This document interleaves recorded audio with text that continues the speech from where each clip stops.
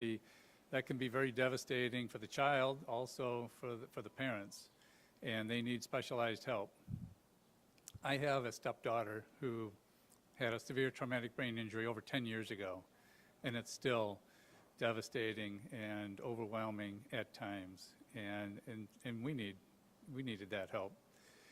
And I came here from the Cleveland Clinic about 3 years ago, and there we had a freestanding pediatric rehabilitation hospital.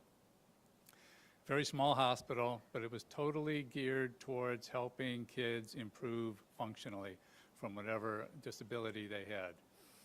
The environment, the equipment, the people, everything geared towards getting children better. And that's what we need here. We're already doing phenomenal things for children here at Mary Free Bed, but we need a more kid-friendly environment. We need a lot more space to do it, and with that, we can provide a deeper, richer care for these kids and the families. And this building will do that. This building will also facilitate the collaboration that we've had ongoing with all of the specialists at Helen DeVos Children's Hospital. It's been phenomenal since I've been here in the last 3 years. And an example of that is our pediatric ventilator program, where we can now bring kids from Helen DeVos on ventilators over to Mary Free Bed sooner to start their intensive rehabilitation sooner. And I want to thank Dr. Hussein Randy, president of Helen DeVos Children's Hospital, for really leading that collaboration. And it's just been a lot of fun working with his team over there. And we're just incredibly grateful to Governor Whitmer and to the Michigan legislature for allocating $10 million for this rehabilitation center, a very critical center that we need. Thank you very much.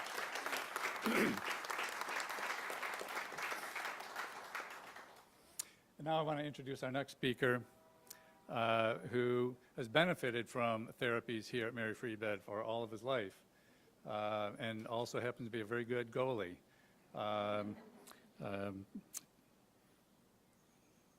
So Taggart Vandermolen, come on up.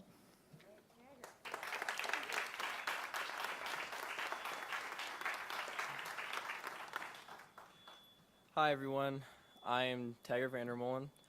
I was born with CP, and I've been coming here for as long as I can remember. Growing up, I've had a couple surgeries, and I've done a lot of physical therapy here. As I got a little bit older, I heard about a wheelchair sports camp that Mary Free Bed was doing, and I was like, I would like to try that. So I went, and I fell in love with every sport, but most of all, I fell in love with hockey. And I've been doing that for the past 13 years now. I just finished my 13th season. And through all the possibilities and opportunities that Mary Free Bed has given me, I've been able to travel across the country, participate in things internationally. And about 5 years ago, I was sent to a high-level training camp and tryouts for the Olympic team. And first try, I made it onto the development team, which is one step below the Olympic team. So I just finished my 5th season with them, and in 2 weeks now, I'm going to be traveling to New Jersey to try out again for the Olympic team. And everyone's telling me I've got a great chance this year, so this looks like it's going to be my year to make it onto the Olympic team.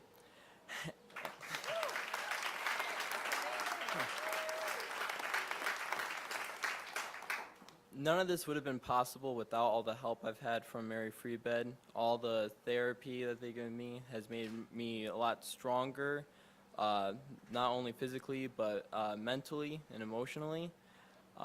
They've made me feel like I can do pretty much anything I set my heart to, and I'm very thankful for all that they have given me. Now I'd like to welcome Governor Whitmer up to the stage. All right. Thank you, Taggart. Well done. Let's give Taggart a big round of applause.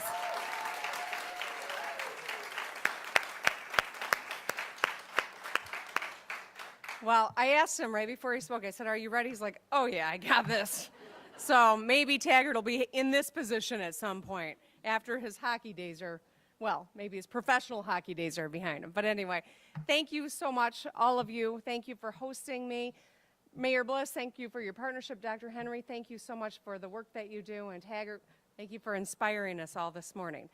And I want to acknowledge I'm here with my budget director, Chris Harkins, who, as hard as the legislature works, as hard as all the staff works, this is one of the hardest working people in state government, and he helped shepherd this through and got us to this point today. So I couldn't do this work without Chris.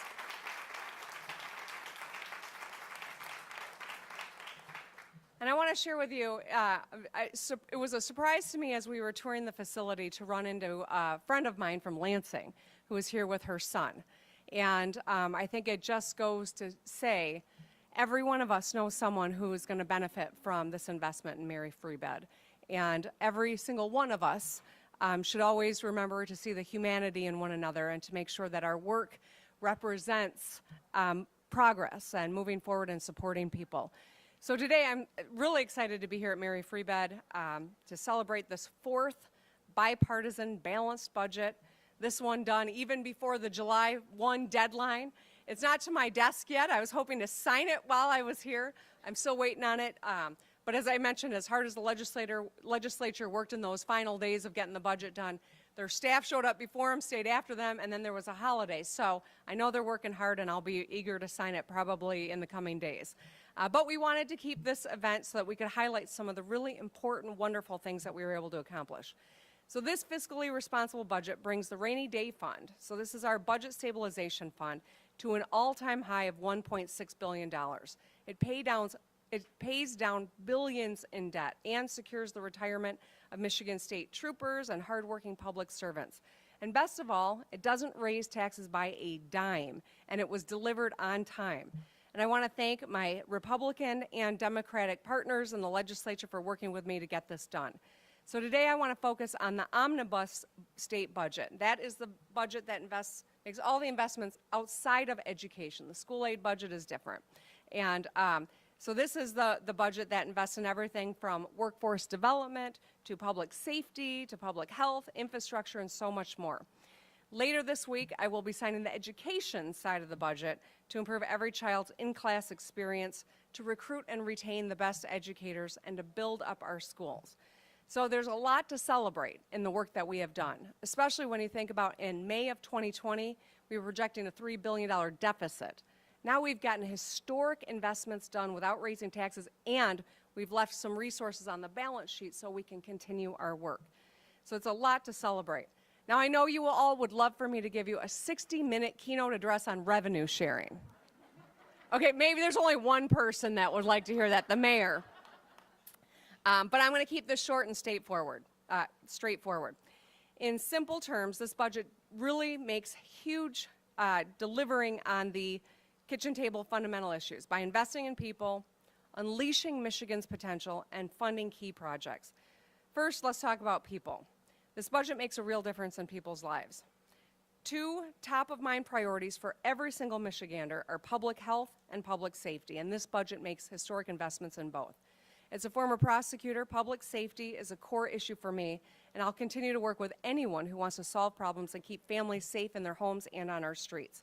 This budget invests additional resources to help communities fund law enforcement, fire departments, and other first responders. It'll set up new statewide judicial case management systems so that we can improve court efficiency and get violent criminals off the street. Several Michiganders wrote to my office about how essential investments in public safety are, and I am proud that we came together to get it done. To better public health, the budget improves dental care access for Michiganders enrolled in Medicaid and raises reimbursement rates for critical health services.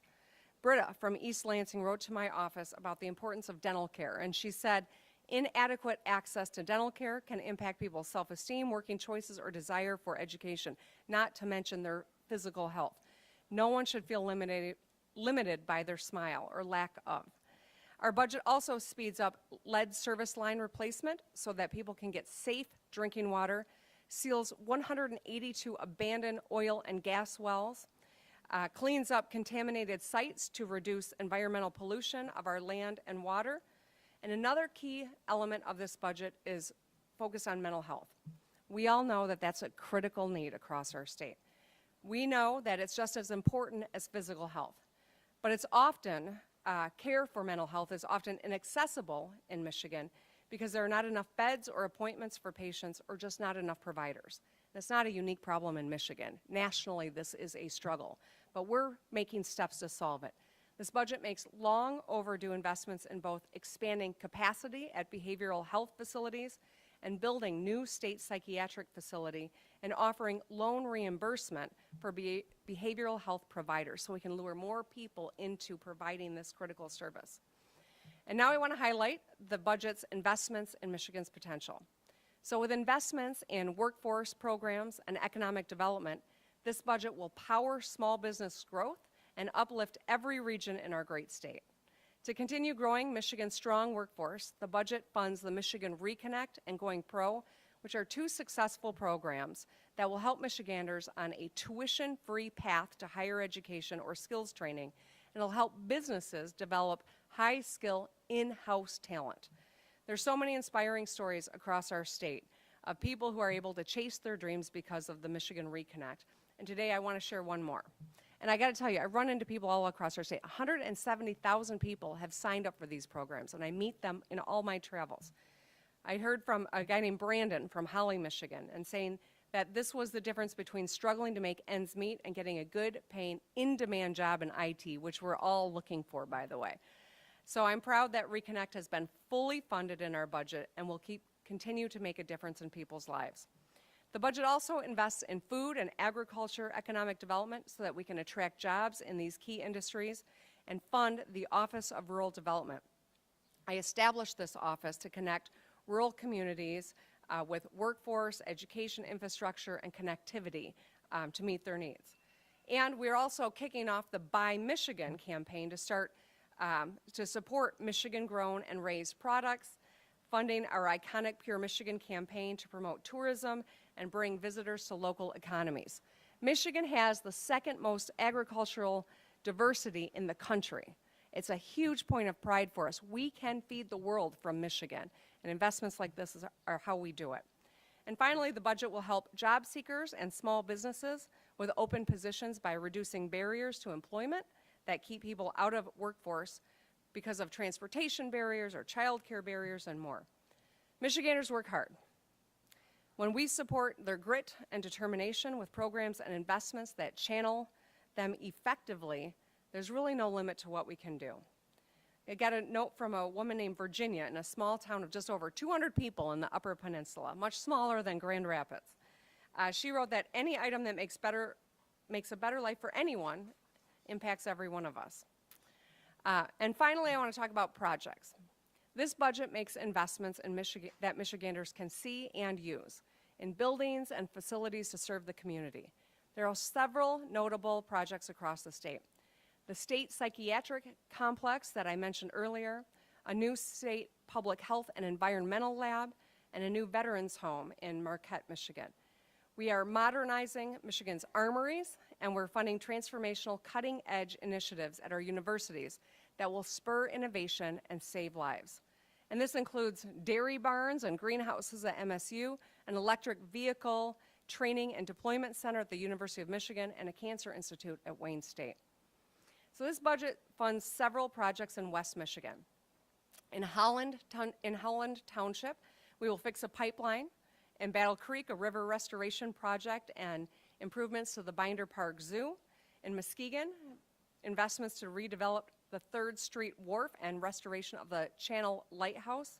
In Lawton and Sparta, water infrastructure projects. And right here in Grand Rapids, this budget funds improvements to the amphitheater, the City Museum, and this facility, Mary Freebed, which provides care and rehabilitation services to children as well as the public museum. So excited about that. And so our work in the first half of 2022 has really been historic. I have worked in the state government for the better part of the last 20 years. It's rare that our budget has even kept up with inflation. At this point, we are in a rare position where we're able to make investments that are long overdue, and we're doing it. And we're working together to get it done. When sometimes it feels like the legislature and I don't see eye to eye on anything, it couldn't be further from the truth. We've seen eye on this historic investment, and this is our 4th budget we've done together, and I'm really proud of it. So from winning a combined $9 billion and 7,200 auto jobs investment from GM and Ford as a direct result of our work last December in the bipartisan economic development legislation, to delivering $400 checks per vehicle to every driver, to delivering $1,000 bonuses to 38,000 child care workers, to working together on 880 bipartisan bills since I took office, to the Rebuilding Michigan Together plan that's funding dozens of road and bridge projects and replacing 20,000 lead service lines, expanding high-speed internet, building affordable housing, and improving state and local parks.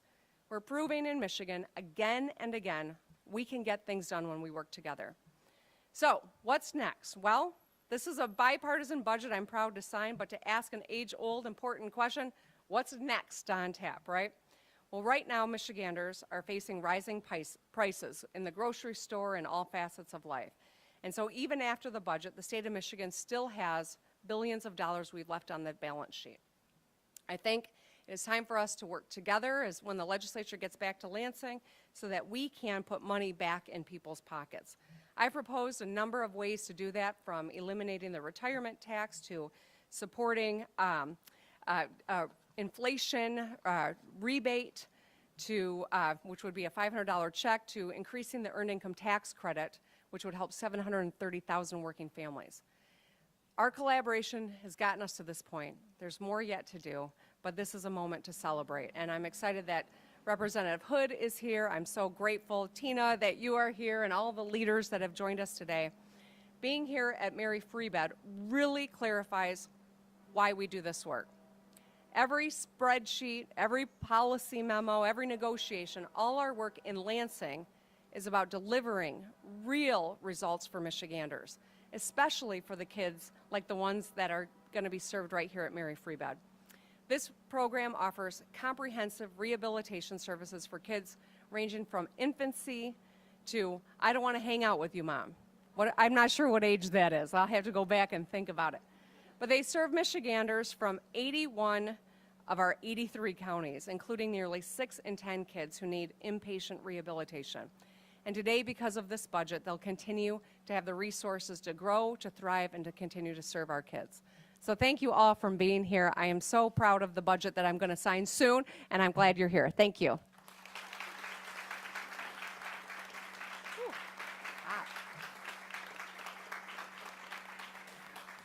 So we'll open it up for the press for a few questions. I've invited the budget director to join me because I've got a feeling we could get into some of the nitty-gritty, and I will hand it to him when that happens. Who wants to get us started?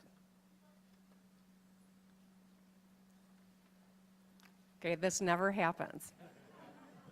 Thanks for taking questions, Governor. Is this on? Yes, Okay. now I can hear you. All right. You mentioned some of those tax cuts that didn't end up in the budget that's going to come to your desk.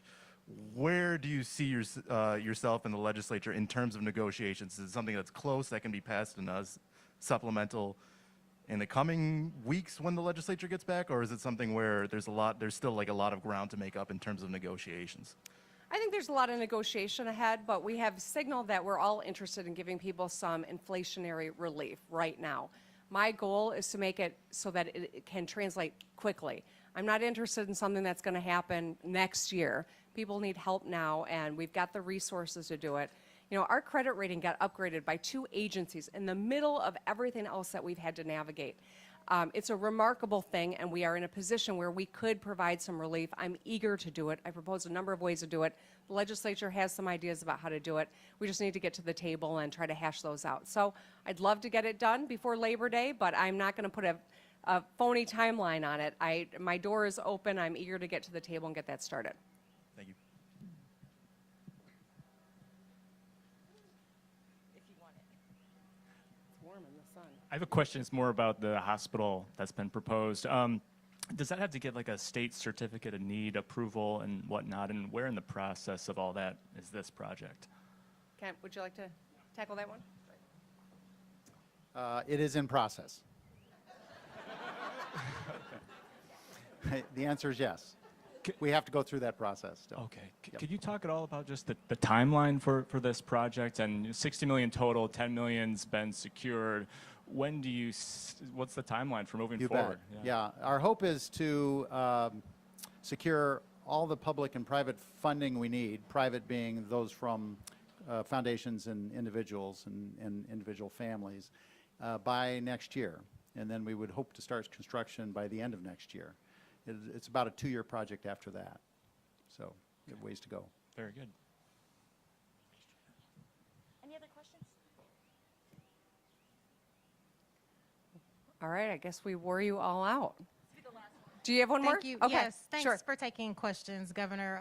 It's great to hear about all the resources that'll be on the way to Michiganders. Of course, the resources that are on the minds of many are reproductive health resources. Do you have an update on the Supreme Court lawsuit that you were working on? I don't, but I encourage you to ask them that question because I'd love to know the answer. I filed this lawsuit many months ago. It was my hope that it was going to be unnecessary, but we thought for sure that it would be, and obviously there is an important necessity that they take action.